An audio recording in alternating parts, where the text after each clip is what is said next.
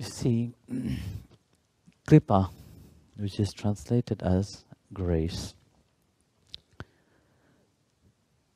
everything in life is to attain only that grace. In your question, in your talk, what you just said right now, you mentioned self-realized. No? Grace. What is grace? Very often, we know it as word only. But in reality, grace is everything. Without grace, even to be a human being itself is a grace. Without that grace, you will have not been a human being.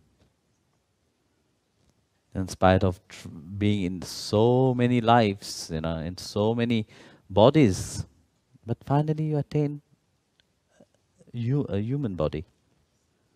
That itself is grace. Kripa doesn't come just like that. Kripa, one must earn it. Because if you give somebody that grace, out of mercy, the master can give that grace, but out of mercy, can the disciple handle that grace?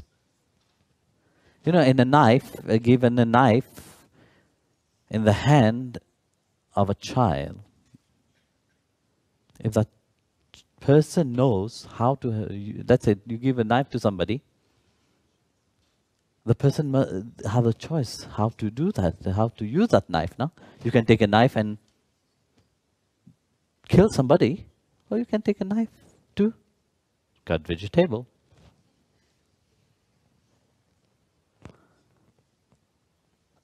You see, but that knowing of cutting vegetable and the knowing of utilizing the knife to kill is opposite to each other. You see, just for you to understand that grace is possible in one life itself to attain. But one have to make oneself ready to receive it. And that is the sadhana, your surrender. The true longing for that grace itself, for the Supreme itself. And if somebody have that longing sincerely, can God refuse? No, He can't.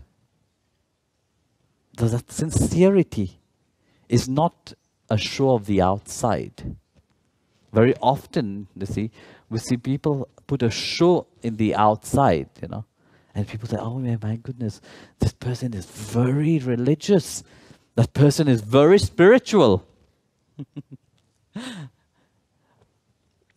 But what is inside, that what count? That sincerity of you longing for God, that is not a show of the outside. It's a show of the inside which only you and the Lord Himself see. And if that is sincere, yes, you will have that grace. That's why it said, only one life, it's enough to achieve God. I was analyzing this, why so many religions stand on fear, make the people so scared to go to hell. Otherwise, you're condemned, finished. You have only one life. Like many, you all come from Christianity, You all know that. They said that they have only one life. Either you go to hell or you go to heaven. But why did religion come to that point? Yesterday itself I was thinking about, no, not yesterday, when I was traveling some days ago, coming from Asia, I was thinking about it, why some religion infuse that fear in people? Well, we can say in a very drastic way, very terrible way, yes, to control the people. But at the same time, I was thinking in deepness, there should be something deeper into that, no? Why they infuse that fear in people. But that to make one realize that there's only one life. It's true, you have only one life. You have come many times. They are not wrong in saying that you have only one life. You don't have 10 lives with you.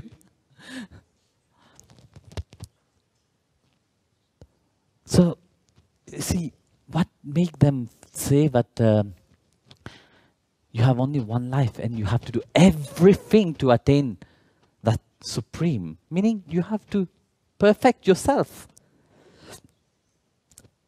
That's what language, what people understand, you know. Fear is one language which people understand. Out of fear, you bring the best out of yourself. You see, if you say, when life is good, beautiful, what you become? Lazy. But when life is terrible, you are trying your best to bring the best out of you. Remember we were talking in the plane about that, you know. When life goes easy, you don't bother about it. You take it for granted.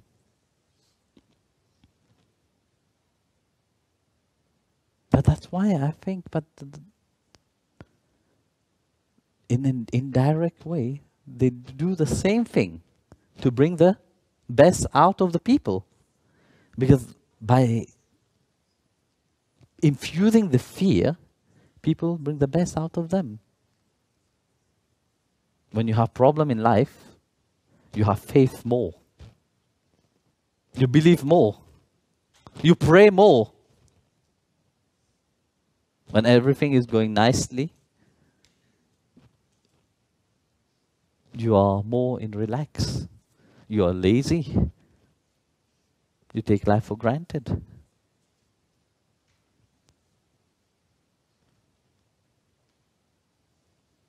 So I was thinking about that. That's why some religions said that you have only one life, but you have to achieve that supreme in that life itself. And that brings the best out of you. And that nobody else will do that for you. You have to do it. Don't think that Jesus is a washing machine, but whatever sin you do, he will wash it and present you on a golden plate. You know, said that's what people think about. You know, said, okay, yes, Jesus, my Savior, I'm saved. Of course, you are saved. He have shown you the way. He have given you the teaching. Are you truly following that? Bhagavan Krishna have given the same teaching. But if you just sit and talk about it, it don't help. You know, you have a dirty clothes and put it here. You know, how dirty it is. You sit there and say, it is washed, it is washed, it is washed. It will not get washed.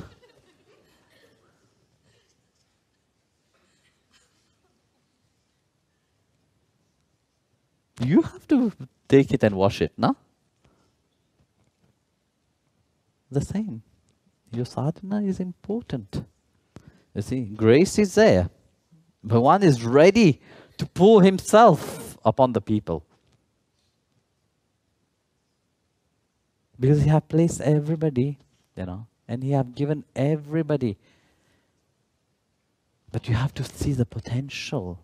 You have to bring the best out of you. And that's what Master do, you know.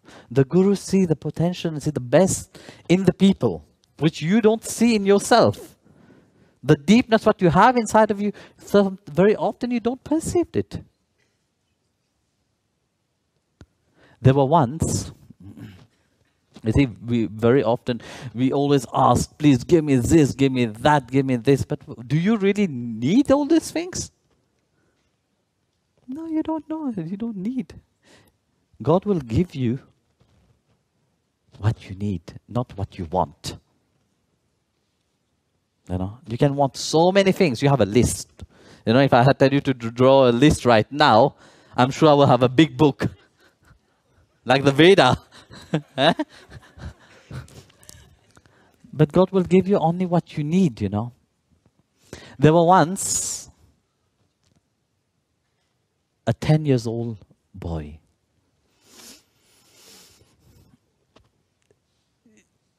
So he had an accident and he lost one of the his left arm, not one of the left arm. Well, some of them have many arms, you know. So no, then we lost one arm. There's others. No, he lost his left arm.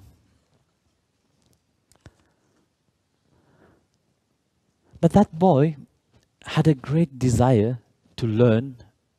How do you say judo? Judo? Judo? Judo, judo. Some say judo, some say judo. How do you say that in English? Judo. Judo, judo, judo, whatever. It's the same, you know. Eh? So he had this great desire. He went around, nobody wanted to teach him. That it's impossible, you know. If you want to learn judo, you have to have both arms. Then he went to a very old Japanese master. And that Japanese master agreed to teach him. So he saw something deep inside of him, which nobody else could see. Only the Satguru can see that, no? So he agreed to teach him. So after 3 months, he taught him only one lesson. So after 3 months of practicing and teaching him only this one technique, of course he was wondering, you know, Master. The boy took a great courage, said, listen, do you know only this one technique?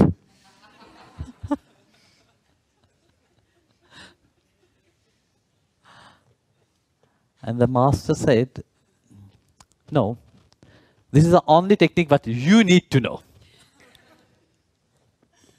Okay.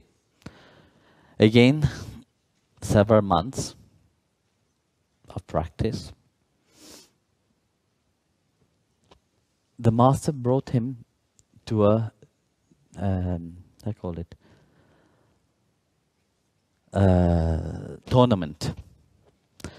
So the first tournament, second tournament, he won.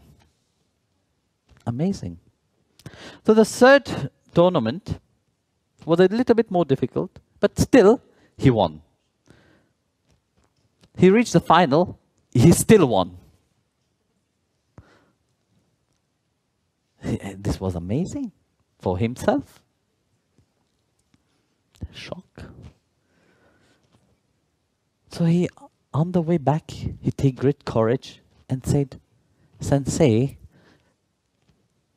can you please tell me, how did I won?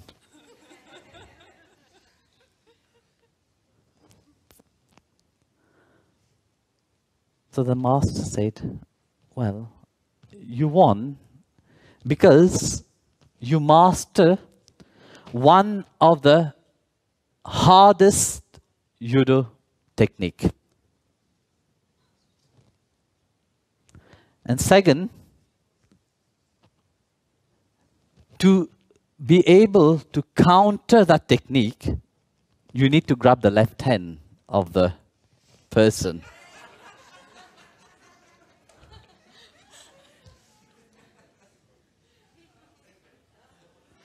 So, that's how you won.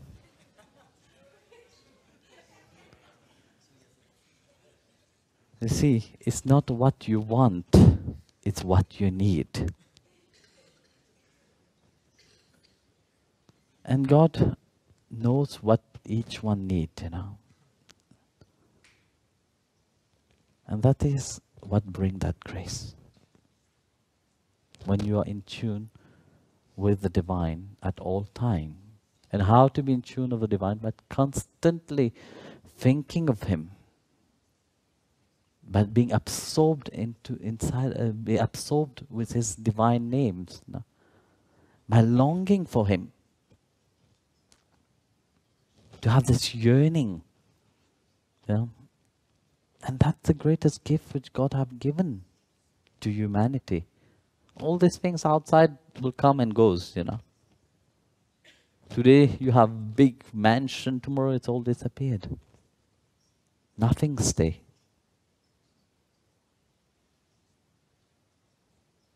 And attaining that grace, that's what is important.